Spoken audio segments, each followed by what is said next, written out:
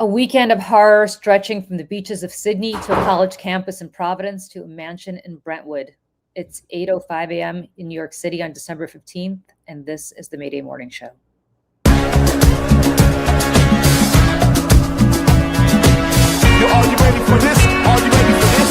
Are you ready for this?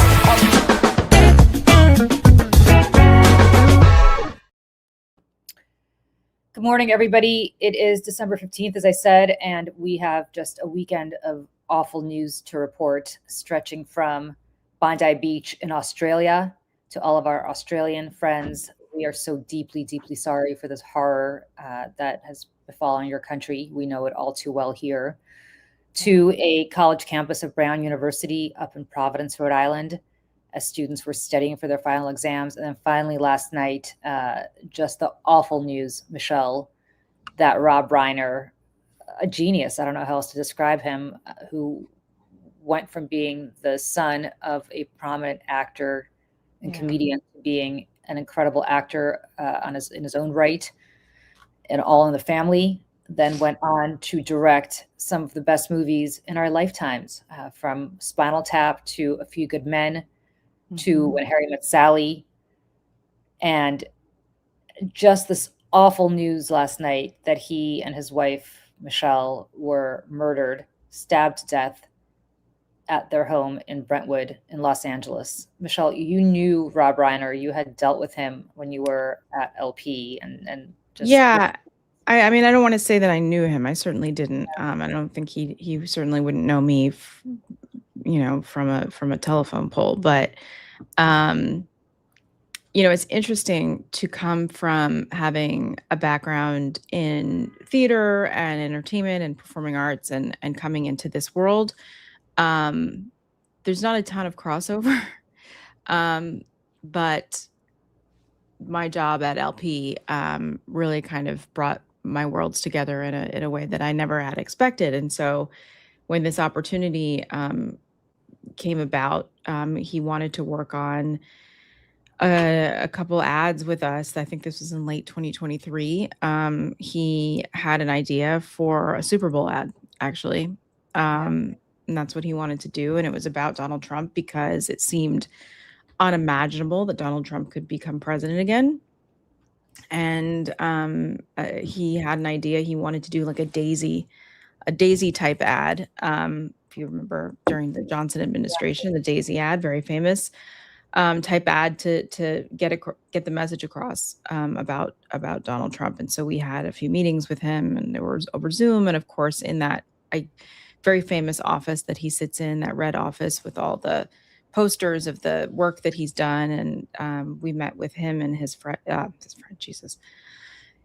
and his wife, Michelle, who is in her own right, a brilliant woman, very accomplished. And they met on the set of, working on When Harry Met Sally, which Rob Reiner co-wrote also with Nora Ephron. I don't know if people know this. When Harry Met Sally was actually supposed to end differently, Michelle. I didn't know that. Yes, I just want to say this, interject really quickly. They were not supposed to get together at the end of that movie, but then he met Michelle while filming that movie and fell in love and realized that because he was going to end up with this happily ever after, that Harry and Sally had to end up together too. So I think that's just a beautiful story about him and his optimism and his outlook on life. Yeah. Certainly the marriage that these two people had since 1989. Yeah. And he was married to Penny Marshall before that. Marshall, he had a daughter with Penny Marshall. The one movie I forgot to mention. Yeah. The one movie I forgot to mention that he did, which is just, I think, the perfect little movie, is The Princess Bride. But it's just, when you think about that movie, if you think about the perfect movie, aside from probably Casablanca, that is the perfect movie, in that it has everything in it and not an iota more. Yeah. Anyway, so go ahead, Michelle. I'm sorry I interrupted you. No, I was going to say, just in my very limited interactions with him, which again, as human beings, as Americans, we're all, enamored with people like Rob Reiner, which there are not very many that exist. But as an artist, as an actor, like a former actor, like meeting him and getting to talk to him even just a little bit was an incredible experience. And um, he was a very, very nice man. And his wife was very lovely. And the thing, even again, just in my very limited interaction with him, he's someone who cared deeply. He cared deeply about the country, about where it was going, what was happening. You could tell like he was like a real mensch, like really in the truest sense of the word. And um, it's just and you and I were talking about this last night because you called me when you're on your way back to the city, and um, there are people like Steven Spielberg who've had enormous impacts on the culture and the way that we think about film and the way that we tell stories in our very American industry. But then there's people like Rob Reiner who made a greater impact on even just the way that we interact with each other, the way the words that he's written, the stories that he's told through film. Um, I mean, When Harry Met Sally is like that It's the ultimate. It's the that's the ultimate rom. ultimate movie. Like, Yeah, it's the and ultimate. I'll have what she's having. You know what I'm saying? Like, it's just, Yeah, and that movie, which that's by his the way, mom. his mom, right? His mom.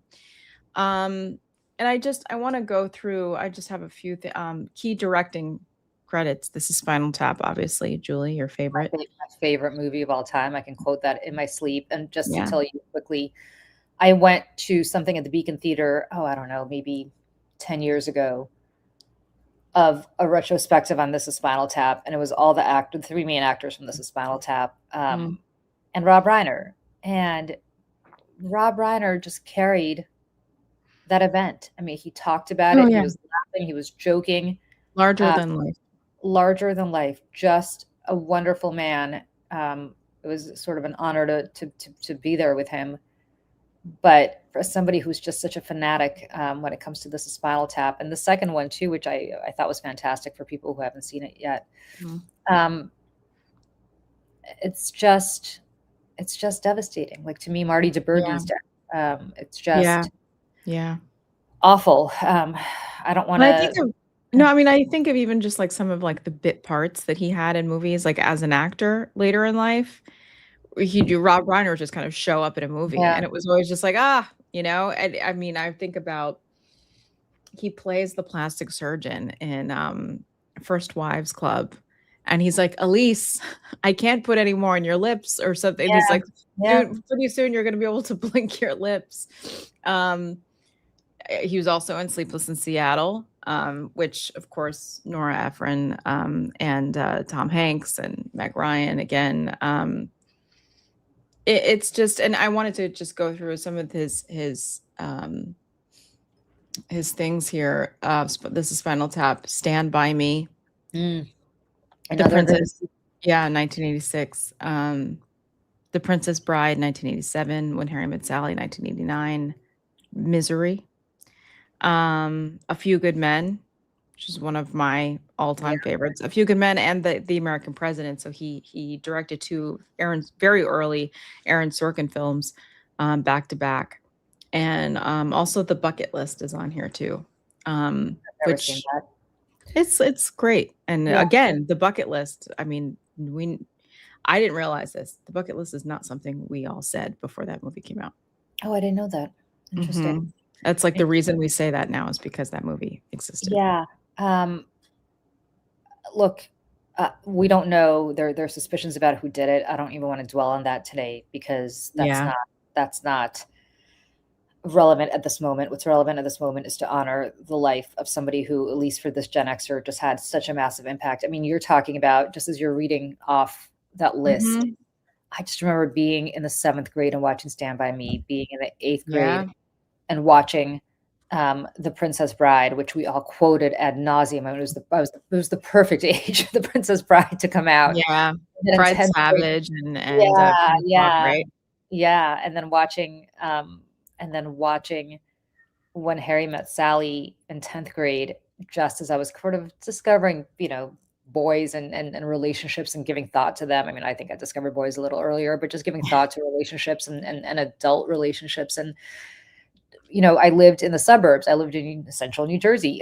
And Yeah. so New York City, which was that movie was such a love letter to New York City. And the Upper West Side in a lot On of the Upper ways. West It Side, yeah. yeah. Cafe Layla, I mean, all these no, Cafe Layla was the other one, but, the Yeah. Upper West Side in many ways, um, just thinking about that movie, living in the suburbs and really just thinking about New York and hoping that one day I would look as fabulous as Meg Ryan, and she had these incredible clothes and you'd live there and you'd also have, drinks or coffee by the rink in Central Park, which I still think Mhm. about every time I pass by. I think about that scene with her and Carrie Fisher and their other friend talking about, Oh, yeah, at the boathouse, yeah, the it wasn't the boathouse. boathouse. It wasn't the boathouse. It was It overlooking. wasn't? No, it was overlooking the rink, overlooking Woolman Rink. Oh. A little coffee, like a little, yeah. And it was just, um, and now Carrie Yeah. Fisher's gone I tragically. know. I remember the day after she passed, I went, because I just was like, I wouldn't know where else to go. I mean, the apartment that from When Harry Met Sally, I think is on like 88th or 89th Street or something like that. And I walked over there and it's just, and Bruno Kirby's gone too. Bruno Kirby's Um, gone too, who had I mean, for people who love Spinal Tap the way that I do, he just stole. He had probably 5 lines in Spinal Tap, and he yeah. stole that movie. That was just such And a like one great. of Billy Crystal's best friends, same with Rob Reiner. And it's just like these people, you know, when things like this happen, there's always some people, oh, you didn't know them and you didn't care. I'm like, but I did. You feel like you do. I Yeah, you did. feel like you do. Um, And it's like, again, I can't stress enough like how much his voice influenced how so many of us communicate. Like it makes its way into the vernacular, right? It's like, I mean, the I was saying to Joe this morning, like, just even the screenplay for When Harry Met Sally, you can hear the lines that he would have written and the lines that she wrote because they were quirky in their own right, and it was almost yeah, like both and of their she's gone voices. too. She's gone I too. right. And it's just and to live such a life that he has and that Michelle has too. Um, and to have it end like this is just it doesn't seem real. And again, like we live in a world where, or in a country rather, that, it's there's very much a shut up and dribble, why don't you stick to making movies? Why don't you do this? And he was always the kind of person that was like, screw you, no. I'm Yeah. gonna say what I think. I'm gonna say what I believe. No one's gonna stop me. And he didn't. And like I said before, like you could tell just in brief interactions with him how much this man cared about this country. Tremendously. He was a huge, just I'm sure people know, but he was a huge progressive. He was Yeah. deeply committed to progressive issues, deeply committed to Democratic candidates, raised money for them, but more importantly, Yeah. gave his voice to our views and our and Mhm. it's just a loss. It's just a loss. But I don't want to. By the Tremendous. way, I have Tremendous. to leave early today. Michelle's going to carry the back Oh, half of yeah. the show today. I have a doctor's appointment. But Michelle, also, you can see I'm a little bit congested. Everybody in my family is filled with the flu today, Michelle, except me. So it's only a matter of time. But um, uh, I think also I want to talk a bit about what happened in Sydney, Australia. Yep. Rosie, who's on this chat, we're so sorry. We are just so deeply sorry about what happened in your country. But also, as somebody who's Jewish, I am so deeply saddened by Australia's version, I guess, of October 7th. These were people celebrating Hanukkah, Mhm. the first night of Hanukkah on Bondi Beach on Saturday here, our time. And father and son opened fire and killed them. Yeah. And the only way that it was stopped, and I think this is important to note, Mm-hmm. is that a very brave man, who also happened to be Muslim like the shooters, jumped on one of them and prevented this tragedy from getting even worse. I um I have It I have the video of this of him stop, and I just want to warn people before I play this that it is disturbing. Um so you know, you've all been warned, but it is harrowing to see someone put their own bodies and their own lives in harm's way to save. I mean, he saved countless lives, countless lives. So I'm going to go ahead and play this again. Just a warning. It's disturbing. Oh! C'est un malade. Oh non, gros! Oh! Ouais, mais il y a son pote, il va se faire tirer dessus. Il est trop con, le mec qui a l'arme.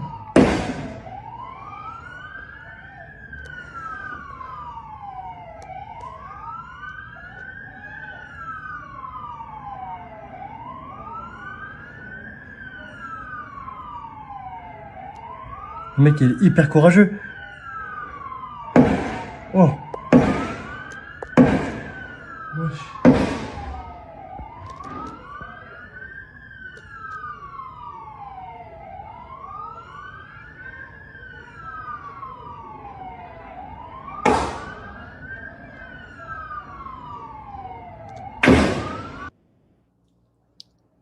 Unbelievable. Unbelievable. And to see the son standing there with his gun still shooting is just Yeah. the I just want to talk about the fact that a Holocaust survivor Mhm. who has been through enough, a 10-year-old who is just beginning his or her life. I'm not sure whether it's a boy or a girl. I think it was a girl. Yeah. Yeah. And a Chabad rabbi were Yeah. among the 15 people who were killed when hundreds of people gathered to mark the first day of Hanukkah. Mhm. And they range in age from 10 to 87, and just talking about how inclusive people, we always talk about the United States being a melting pot. So is Australia. Yeah. Australia is also, and this includes French, Slovak, and Israeli citizens. At least 40 people were wounded. She was a girl. Her name was 10-year-old Matilda Britvan.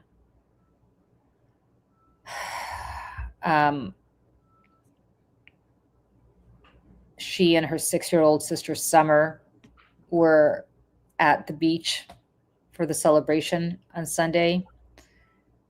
Matilda was murdered in front of her little sister. I cannot even imagine what this little 6-year-old is going to have to deal with.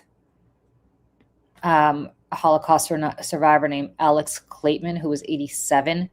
Mhm. This is him. Yeah.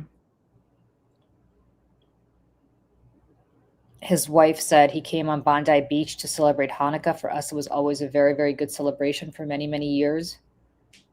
They immigrated from Ukraine. Yeah. Grandfather of 11. Grandfather of 11. Yes, and he had described his time during World War II as living in dreadful conditions in Siberia, Mhm. where he, with his mother and younger brother, struggled for survival. And now he's dead. Yeah. And there are so many more. A French citizen named Dan El-Kayem, a Chabad rabbi, as I said, Eli Schlanger. Yeah. I want to It's throw up this. I want yeah. to throw up this tweet from Josh Malina. Speaking of someone who's been in Rob Reiner films, you probably know him from West Wing and other things. And he said, "I want to believe that the arc of the moral universe bends toward justice, but then a Holocaust survivor celebrating Hanukkah, a story of Jewish survival against long odds, is murdered by a stranger 75 years later, simply for being Jewish. And earlier yesterday, Alex Edelman, who is a Jewish comedian, actor, lovely person also, posted this. And I think I somehow I'd never seen this photograph before yesterday. This photograph inspired, for those of you who watch Schindler's List, the very first scene in Schindler's List, where you have a modern Jewish family lighting the menorah, and then it kind of, I'm going to try to not cry here, but it changes to that scene where you have this exact scene where you have a family in the 1930s and 40s lighting a menorah in front of a Nazi flag in that window, and that is what that evoked, that photograph. And for anybody who's listening and not watching, I'm just going to read this. This is Alex Edelman's Twitter account, at Alex Edelman. He said, "I think about this photo a lot. The owner, Rachel Posner, donated it to Yad Vashem, and on the back wrote in German, Hanukkah 5692 is 1932, death to Judah. So the flag says Judah will live forever. So the light answers, some lights cannot be extinguished." And I always murder the Hebrew, so I'm not going to say it. Chag Sameach, yeah. Which See, means that's what I'm happy saying. holiday in Hebrew. And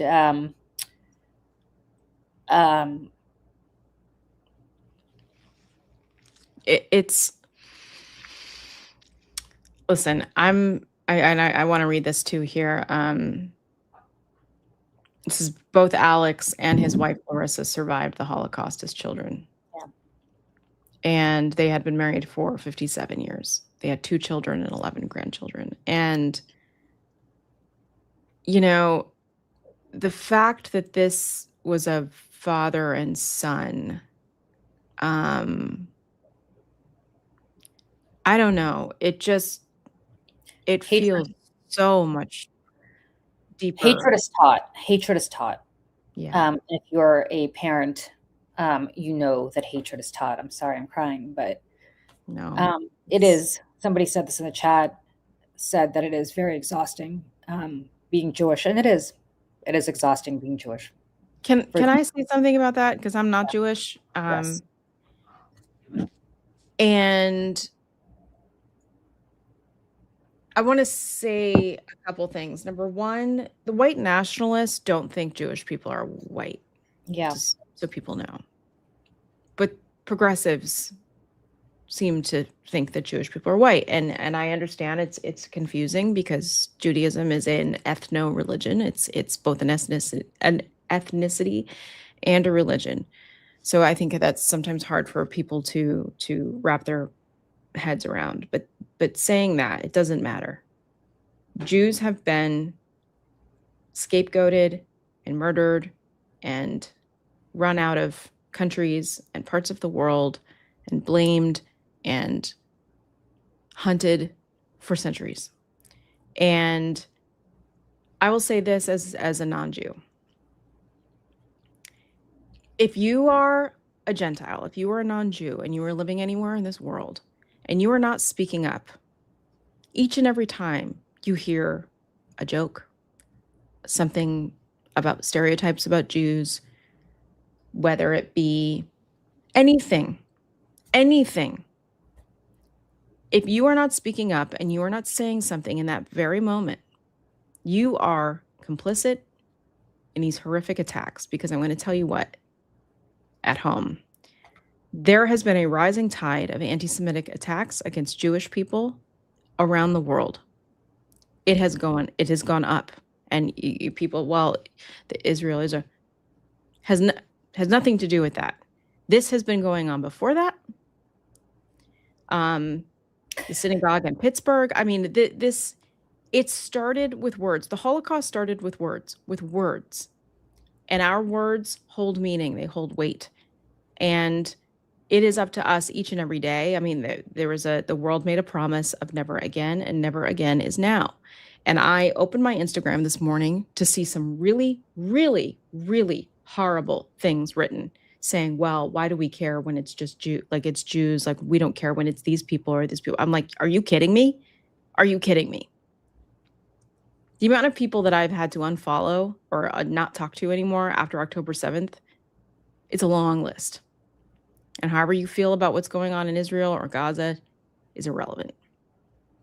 Because this is about Jewish people around the world. And Can I say something about Please, this please. before I jump? Because I do Yeah. have to go, and I really wish I didn't have to go today of all days, but I do. Somebody in the chat said that Zionism is white supremacy, and let me just disabuse you of that notion. Let me just disabuse you of that notion right now. All Zionism is, and I want to be very clear about this, not the way that it has been portrayed on college campuses, not the way it has been twisted, but all Zionism is the right for Jews to live in their ancestral homeland. And if you want to know why that is an important right, you only need to look at what happened on Bondi Beach.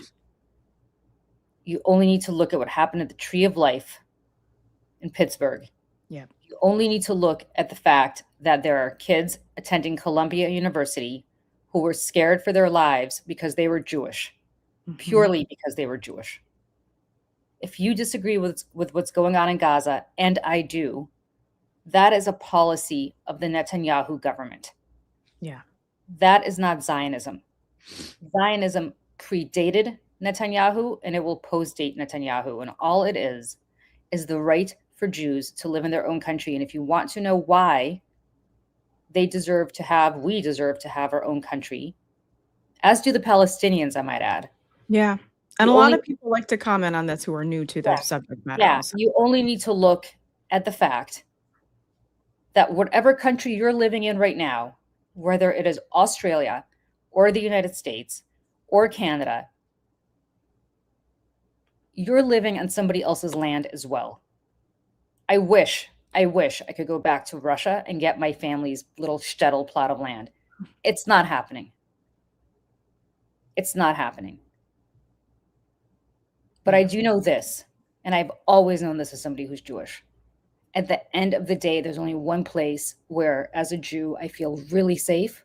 And I was in Israel during the Iran war this summer, and it was really fucking scary. But I will tell you something. I knew that nobody on that street was going to come up to me and shoot me because I was Jewish. You can't say that in Tree of Life in Pittsburgh. You can't say that on Bondi Beach in Australia. So I don't want to hear it. And for those of you who think it's white supremacy, I don't even know what you're talking about, because as Michelle pointed out, the white supremacists hate us. Okay, what happened on Bondi Beach was unfortunately done by people who hate Jews for other reasons. Those people were Muslim. What happened at Tree of Life was done by a white supremacist. He did not consider me to be white. So I don't understand where this is coming from, except it is the old hatred of Jews that has been pernicious for millennia. And I can trace it for you from the minute that Jesus Christ was executed, was crucified, all the way down to today. They do not consider us white. So please don't say this is white supremacy, because believe me, if I were to show up in Charlottesville, Virginia, when they were marching, Jews will not replace us, with a big old fucking Star of David on my chest, those people would not say, hey, come join us, you're white. Right. So please, okay? There's a big difference, as Michelle said, between what you might consider to be white and what white supremacists consider to be white. That's right. That's right. And this is where Jews, I mean, I can only speak for my Jewish friends who are in the United States that I talk to all the time, say that, like, this is why they are so afraid of literally everyone right now. They said because the white supremacists hate us and they want us dead. And then the far left blame us for everything. And they all think that we're white supremacists, which is just insane. And so, like, we don't feel safe anywhere. And if you're not a Jew, you don't get to tell Jews what's anti-Semitic and what is not. If you're not Jewish, you don't get to tell Jewish people where they feel safe and where they don't feel safe. You literally have no idea. If you're not Jewish, you don't know what it's like. You don't know what it's like. You just don't. Just so you know, because I think people here know I was born in the Soviet Union. On my parents' passport, I was too little to have a passport, and by passport, I don't mean the kind of passport we use here to travel because the Iron Curtain was down, nobody was traveling. I'm talking Yeah. about the internal papers you had to show. And on that passport, there was something called point 5. It was the 5th entry on that passport. And if you were Russian Orthodox, your nationality was Russian. But if you were Jewish, your nationality was Jew. And I want to be clear about that because my family had lived in Russia as far back as I think anyone can trace. They would have considered themselves Russian, except the government didn't consider themselves Russian. And in conversation, people did not consider themselves Russian. They would refer to themselves as Jews. And the other people, the Vladimir Putins of the world, they would be referred to as Russian. So just so you know who considers us part of their culture, their zeitgeist, their race, their religion, their everything, nobody. And I'm sorry to get emotional about this, and I really do have to go because my God, I'm so late. Don't be sorry. But I want to just be very clear about this. The reason I'm so emotional about Bondi Beach, and somebody in the chat asked, how do they know they were Jewish? Because they were celebrating Hanukkah. All they were doing was lighting a menorah. And again, as Michelle pointed out, celebrating a holiday where light triumphs over darkness. That is the point of Hanukkah. It's not to spin the dreidel. It's not to get presents. It is to celebrate yet another holiday in the Jewish calendar, like so many others, including Passover, where they tried to kill us and we survived. There are just a few million Jews left in this world. Yeah. Because That's most of us were exterminated for millennia, and the Holocaust was just the most recent example of that. There should be, as a very old religion, there should be hundreds of millions of us by now. And yet, there aren't. Because we have been exterminated, we have been singled out for death over and over and over again. And so I'm sorry when I see things in the chat that say Zionism is white supremacy. All Zionism is us trying to live in one fucking little plot of land somewhere without people trying to kill us. Unfortunately, that experiment has not succeeded because they're still trying to kill us in that plot of land. And again, I'm not suggesting that Palestinians don't have the same right. Of course they do. But look what happened on October 7th. And I'm not excusing the Netanyahu regime. The guy is a fucking monster. But don't confuse us any more with him than you would confuse the United States with Donald Trump. Yeah. Because you have marches in Tel Aviv every single day against that regime, against that government. Yep. In ways that we don't even bother marching against Donald Trump in this country. Ever. Yeah. So come on. Cut the shit. This is exactly the kind of rhetoric that gets people killed. Exactly the kind of rhetoric that gets people killed. We are lucky, we are blessed that somebody on a college campus did not try to kill a bunch of kids worshiping at a Chabad with this kind of rhetoric. It's coming from the right. It's coming from the left. It's coming from everywhere. Do you understand what it's like to be Jewish on a daily basis? I'm sorry. On that note, I do have to go. Michelle is going to bring this way down. I think, Michelle, you're going to talk about Brown, and I will be in much better shape by tomorrow morning. On that note, we have Bonnie Watson-Coleman. I know we are doing an interview with her today for a podcast that will be released very soon. And on that note, I got to go. So I'll see everybody later. Bye. Bye, Julie. Well, I just want to reiterate again, as a non-Jew, right? I grew up in a very white, very rural, very, I guess, Catholic part of the country. And I think there was like 2 Jewish kids in my whole school. And there was a synagogue in my town, but there was like, I don't know, not very many people. There's not a lot of Jewish people in my town, so I didn't really know Jewish people until I went to college, and then I knew a lot, and then I moved to New York, and I knew even more. And if you've watched our shows over at Seneca Project and here, I've had my friend Anna Schumann on to talk, and she is a third generation Holocaust survivor.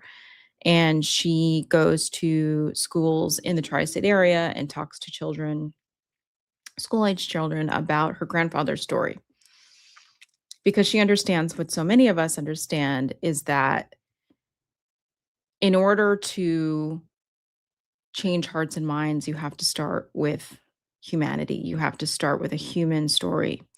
And so instead of just teaching big picture, horrors with numbers and years and pages in a history book, she tells the story of her grandfather. And her grandfather and her grandmother and her great grandmother all survived the Holocaust. And so her story, her family story, is particularly harrowing. And of course, every time these things happen, I reach out to her and I'm like, "Are you okay? Are you okay?" And, it's always we're as okay as we can be. And I had another friend of mine from college reach out to me yesterday as well, and send a message. She's Jewish, her husband's Jewish, her children are Jewish, and she's like, "Never." She goes, "In my 45 years, have I ever felt like personally, like really targeted? Like, yes, there's always a fear and there's always like, but like personally, someone screaming something at me or my children or something for being Jewish." But she's like, "It's starting to happen at my child's school. My children are being targeted in their elementary school for being Jewish." So I say all that to say, I it is so important that for non-Jews to be speaking up, um, about this and about all, I mean, yes, all hate, but in particularly this too, because the one thing I'm hearing from a lot of my Jewish friends is that they feel completely and utterly alone. And they're like, everyone hates us, and they don't feel safe. And they have every right to not feel safe, because these things are happening at Bondi Beach and at Tree of Life Synagogue and October 7th, and these things continue to happen. And the data and the numbers are showing us that there is a rising tide of violent extremism against Jewish people everywhere right now. And to Julie's point, had the Holocaust not happened, there would be 250 million Jews in the world. But but um but there aren't. There's 15 million left in the entire world. And so, just to reiterate again, like, the white supremacists don't see Jews as being white. But, a lot of far left progressives see Jewish people as white supremacists. So that doesn't really make a lot of sense, but it certainly puts them in a very dangerous place. And, Judaism is, yes, a religion, but is also an ethnicity. It is an ethno-religion. And it is up to every one of us to not explain to people, Jewish people. We don't get to tell them what's what. We don't get to tell them what is anti-Semitic. We don't get to tell them what is, what isn't, how they feel, how they should feel, if they're in danger, if they're not in danger. We don't get to do that. And much like we wouldn't do that for any group of people. So that being said, this is a horrible, horrible thing that has happened yet again. Of course, during Hanukkah. And that leads us to, and before I move on, I do want to just flag, because I've always got something somebody can watch about this stuff. There is a great, well, first of all, I want to say that this is the man, Ahmed Al Ahmed. I apologize if I'm not saying that correctly, risked his life tackling the terrorist shooter, which is in the video we saw at the beginning of this segment. This man saved countless lives, and he was injured himself. I believe he was shot, and he's recovering in the hospital. But this man, this Muslim man, put himself in harm's way to save people, Jewish people in his community. And he's a hero. He is a hero. Miss Banks is saying he was shot twice. Yeah. I mean, put yourself in that situation. Would you do what he did? Miss Banks, he's recovering well. I'm very glad to hear that. Yeah. And DM Max 6, I just can't wrap my head around why someone can hold so much hatred for others because of race, religion, gender. Same. I've never been able to understand it. I've never, ever been able to I was not raised like that. I did not grow up like that. I honestly like can't comprehend it. It's horrific. But there is one thing, and I showed that tweet from Alex Edelman, and I want to show. I just want to throw this article up here. Sorry, guys, I'm here by myself, so I have to fill the space with things while I get these graphics up here. But Alex, had tweeted this photograph. He wrote a really beautiful off-Broadway show. It was a one-man show called Just for Us. And it moved around New York City. It was in like a bunch of theaters, little tiny theaters in New York City, and it would grow and grow and grow. And he is so good. It was attracting people like Rob Reiner, Jerry Seinfeld, like every famous person you could imagine was showing up to these little theaters in New York City to see Alex do the show. And it became like the hot ticket, right?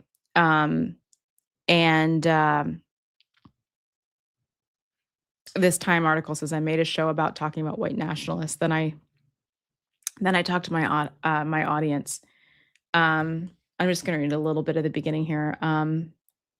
For promotional purposes, he wrote this. This is April 5th, 2024. For promotional purposes, I'm often asked to sum up Just for Us. Sometimes I get very technical and say it's a comedy theater hybrid or a solo show about assimilation or something high-minded. But what usually happens is that the interviewer stares at me until I give them what they want, which is Just for Us, if you must know, is a show about a guy who attends a meeting of white nationalists in Queens.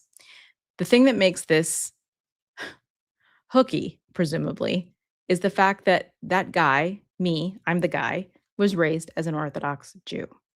Eventually, I'm found out. The resultant story, as crafted for the stage with a few related comedic tangents, wound its way through the Anglophone live comedy world over the past 6 years, making some fun stops: Broadway, Montreal, Australia, before it airs on HBO April 6th. And the thing that I like most about my corner of the pixelated comedy landscape, my own stall, now set out at the farmer's market of online streaming, is the tens of thousands of people who have come to see it live, stopped and visited and left their fingerprints on my countertop. In the comet's tail behind the show, there have been innumerable conversations afterwards in the lobby, bar, or the middle of the sidewalk outside this venue. Anyone with the patience and wherewithal to ask a question has. And like it was such a powerful and important thing. And I think that so many people related to it, even if you weren't Jewish. It was, and people who were Jewish, not Jewish, got different things out of it. And I went one time, and then I had tweeted about it, and he wrote me on Twitter and in a direct message, and he's like, "Thank you for all the work you're doing," and he says, like, "Let me know if you ever want to come to see the show again." And I was like, "I'd love to." And so he got me and my coworkers in. We went to go see the show again. And hold on, someone says, "Girl, bye, you got me." Apparently, I didn't mention every other group of people who died during the Holocaust, which I believe I've talked about many times on the show that yes, 6 million of the 10 million people were Jewish. Jews were the final solution. That was the whole. I'm not going to get into this because the fact that anyone is like I'm actually failing to even want to respond to this person because this is too important. Because this act of violence in the immediate is about Jewish people and the Jewish community, and so I say all that because Alex is an incredible storyteller, and really, please go to HBO. His show is on HBO. It's called Just for Us. And go support him, follow him. He has really, really insightful things to say about all this. Um, and yes, I did. Everyone's like, "Don't, Michelle." I know, I know. I saw it out of the corner of my eye, and I was like, for a second, I was like, "Oh wait, what?" And then I was like, "Oh wait, no, this is not. This is not a serious person." So yes, I blocked them and removed them. So unfortunately, and as the thumbnail of this show says, that it was a very tragic weekend. There was also a shooting at Brown University. And unfortunately, in the last, gosh, 30 years, 30-ish years, right?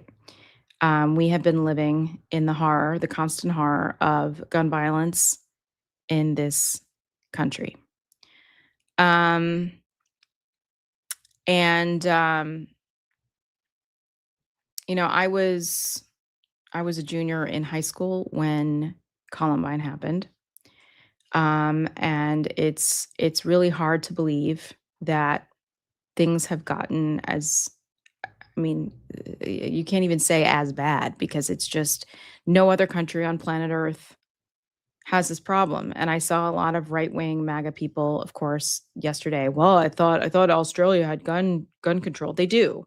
And that's why they've only had like 35 shootings and we've had thousands. Like that's the difference. Um, but in the United States of America, as you know, these young kids, it is it is unfathomable what children in this country go through. They grow up, they go to preschool and kindergarten learning active shooter drills, um, and then they go on to college and to the rest of their lives now, and this is just a constant reality that lives and breathes under the surface of being an American and walking into anywhere, because guns are just part of who we are, and we have a very powerful gun lobby in this country that controls one major political party. And for that reason, this country refuses to do anything about it. So on Saturday, and apparently they still haven't caught the guy. I mean, they had somebody in custody. They detained someone who they thought was the shooter. Two people have unfortunately passed away. Several more have been injured, not to mention the emotional trauma.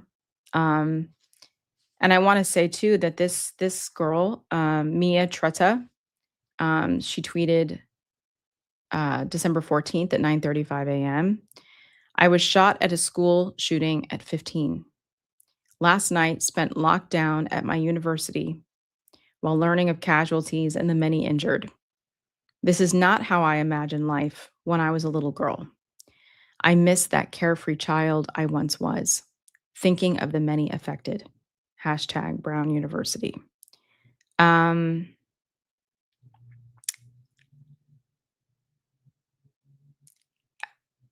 we've got people now surviving two,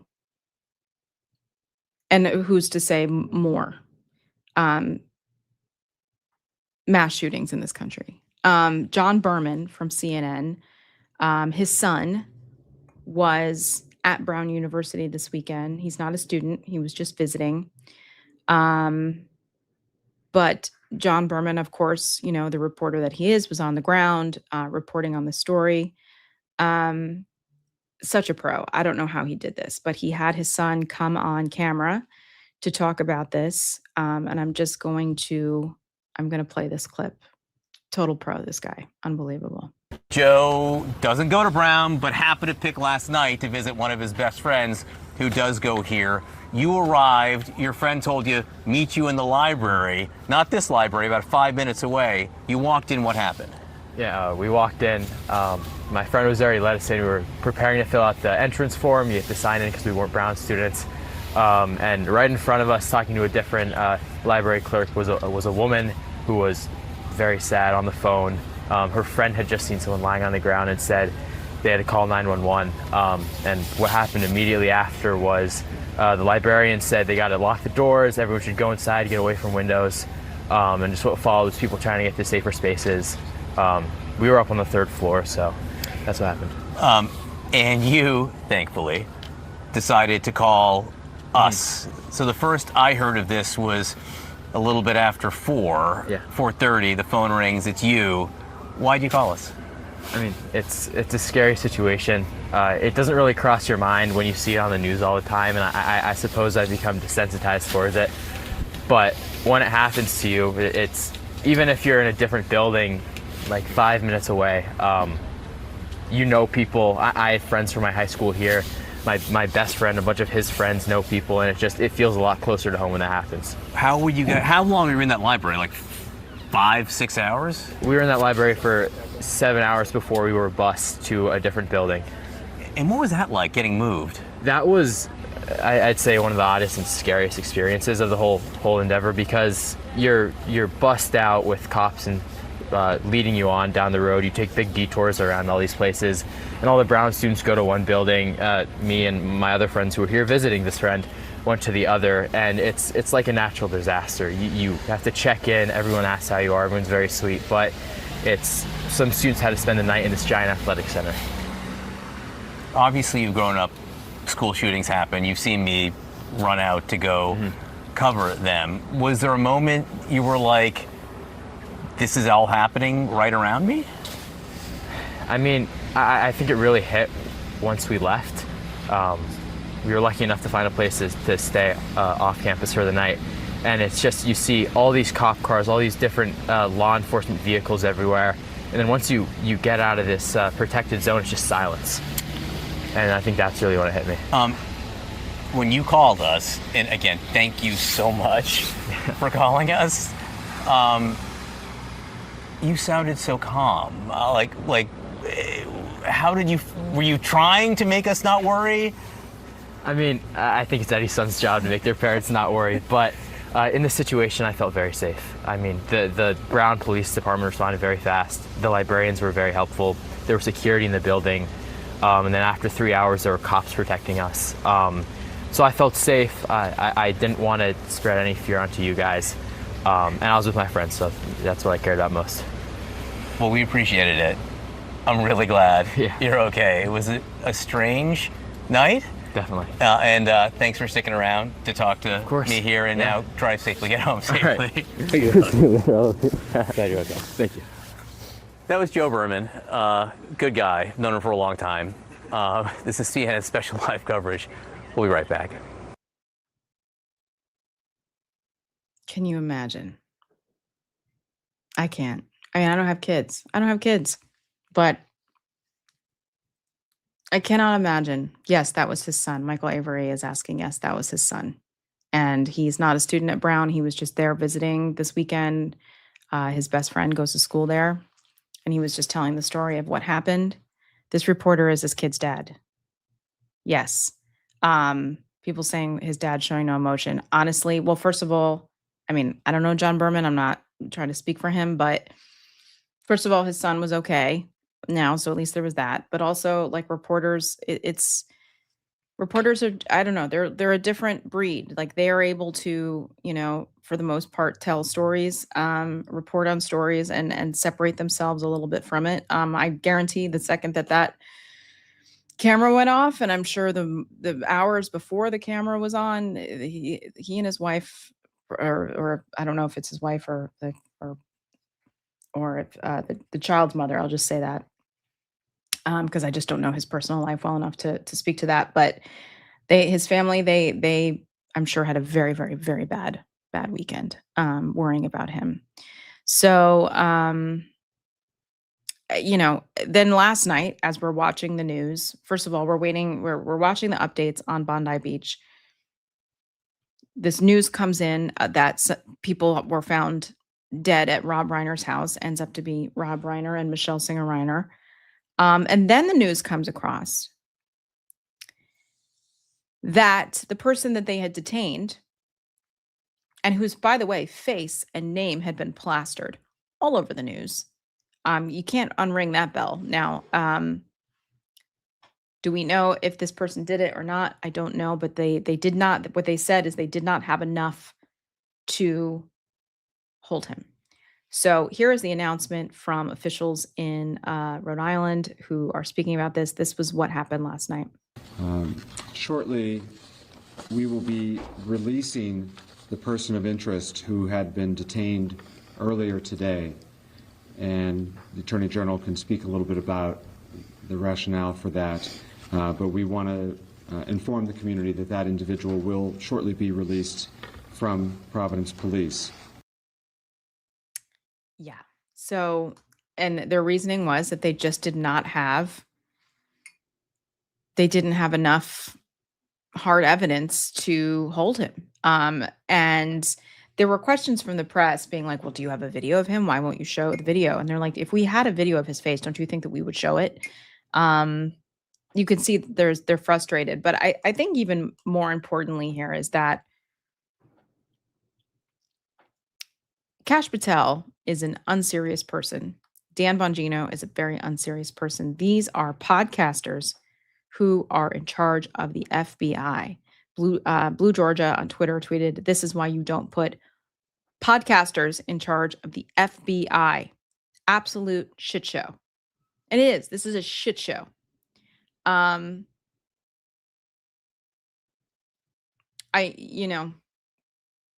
As we all know, when these things happen, any crime, right? The further you get away from the time that it happens, the harder it is to find people. And again, like, I don't know, like, we don't know what's going on. If this person does have something to do with it, they just didn't have enough evidence, whatever the case may be. It's pretty scary that somebody can walk into a Ivy League school or any place. I mean, but I guess particularly this place, I would think that they would have, heightened security. I don't know. I'm just guessing here, but and like there's no footage. They don't know who did it. It's really it's unbelievable. And again, we have an FBI that is being led by unserious people who have no interest really in serving the American public. They are mostly consumed with their own ego, their own interest, sending FBI agents to protect your country singing 20-something-year-old girlfriend. I mean, this is just, instead of allocating resources, funding to preventing terrorist attacks, to finding people who are responsible for mass casualty and events like this, they're just completely focused on different things and rounding up immigrants and going after Donald Trump's political enemies. It's just, this is the country we live in now, and these are the people we've put in charge. And as much as, Donald Trump appointed these horrible people, it's the Republicans in the Senate, Republicans in general, but the Republicans in the Senate confirmed him. He was confirmed. These people were confirmed. All of these people serving in Donald Trump's administration, Robert F. Kennedy Jr., Pete Hegseth, all of them confirmed by Republican senators. So, there is a complicity with an entire political party that has put us in this completely dangerous and precarious situation. But I had hoped to talk a little bit about Erica Kirk uh, her interview on CBS, which I did not watch, just so you all know, I did not watch it. But I did catch the clips after the fact, and they are unhinged and insane. And also, like, I don't know if you guys saw the set that they were sitting on. I was like, why are they at the Grand Ole Opry? Like, what is going on? Apparently it was in New York City, but it legitimately looked, I was like, is someone going to walk out on stage singing Take Me Home, Country Road?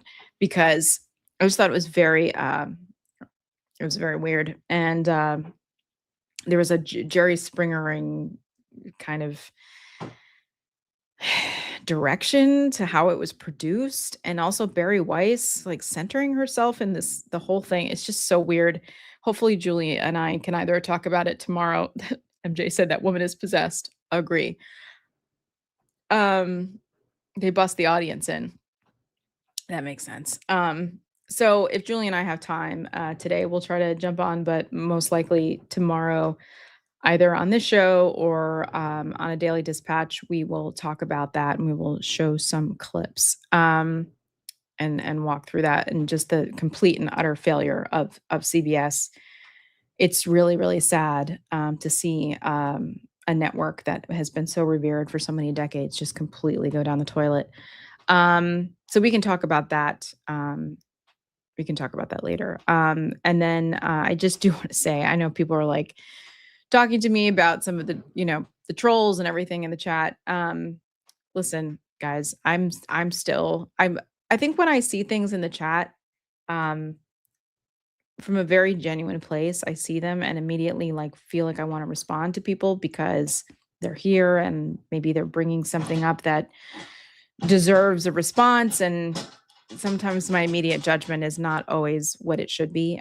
So I apologize for even entertaining some of these comments for a second, but it just comes from maybe a naive place. But I will try to be better, better about that, especially when I'm by myself and I don't necessarily have all the time to process what I'm reading. But guys, I'm gonna take off. It's 9:07. And listen, I was talking to one of my best friends last night. We were texting very late about all of this, about Bondi Beach, about Brown University, about Rob Reiner.